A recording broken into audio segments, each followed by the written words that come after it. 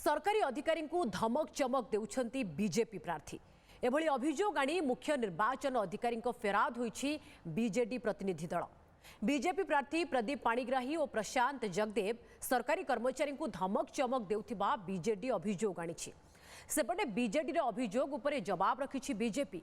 कहिछि भ्रष्टाचारी अधिकारी सुरक्षा रे बीजेडी बाहरिबा तार असल चरित्र को पदारे पकाइछि। ब्रह्मपुर निर्वाचन मंडली लोकसभार जे प्रार्थी अच्छा श्री प्रदीप पाणिग्राही से खुला मंचरू प्रेस एवं मीडिया सामने धमकैले कौ मानू सरकारी कर्मचारी एवं सरकारी ऑफिसर मानू जो माने निर्वाचन कार्य कार्यरत अच्छा। ओडिशा भारतीय जनता पार्टी नेता श्री प्रशांत जगदेव खुलेआम सबके सामने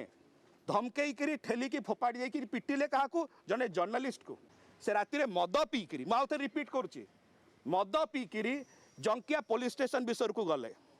ता पूर्व धमकैले जंकिया आईआईसी को कि जदि तुम से एफआईआर जो देइचंती जर्नलिस्ट ताको जदि प्रत्याहार न कर तमर पुलिस स्टेशन को आम घेराव करूँ तुमको देखी नबू। विजु जनता दलर जदि एते चिंता अच्छी प्रथम से ओडिशावासी कथा तो चिंता करू। ओडिशावासी कथा चिंता न करी किछि भ्रष्ट अधिकारी कथा कहीं चिंता करुच्ची सी अवश्य ता पछरे कारण मध्य अछि। कारण आम देखी सारीचु जड़े अधिकारी तांकर सीएमओ भितर रहिला परे मध्य संपूर्ण दलटा को जमी हाईजैक कर नहीं आज से दृष्टि संपूर्ण अधिक भ्रष्ट अधिकारी द्वारा से दल आज परिचालित होउची एवं स्वाभाविक भाव में से सुरक्षा देवाई बाध्य होउची ए प्रकार भाव में इलेक्शन कमिशन पाख आसवाई। सस्मित पात्र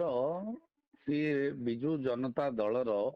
कुंडली जानी नांती कि पांजिका देखी नांती। सी गोटे वार्ड कहले जे प्रशांत जगदेव मद पीकी जाइथिले सेठी पुलिस स्टेशन रे पुलिस आईआईसी थिले एसडीपीओ थिले जेतबेले मो ना रे केस हैला एवं बिना मिछरे केस हैला मु वॉलंटियरली जाइथिली पुलिस स्टेशन जे भाई मो ना रे जदी कोन केस हेछि बोली मु सुनुछि टीवी रु मते टिके बुझेई दियंतु कोन पई केस हेछि आ आपण तो मु से गां रे थिले आपण जदी केस किए देला आपण तो इनक्वारी को जीवा कथा इनक्वारी जाइता जदी इनक्वारी जाई नांती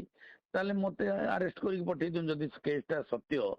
ताले मते अरेस्ट करंतु नचेत नाही मते 141 रे बेल दियंतु मु एई कथा कहबो जाइथिली। अच्छा मु कहली मध्य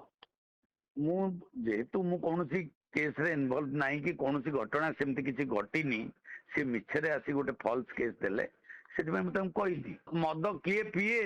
आ विजु जनता दल मद केमती पियाई कि लोक मान ये करे से विषय मु भल भाव में जानी कारण मु विजु जनता दल जने सक्रिय कर्मी मद पीथिले कि नहीं आईआईसी की पचारे कहे एवं तांकर जने लेडी आईआईसी थिले तांको पाखरे बसथिले से मते पानी देले एवं चा पीवा को देले मु तांको धन्यवाद देबी।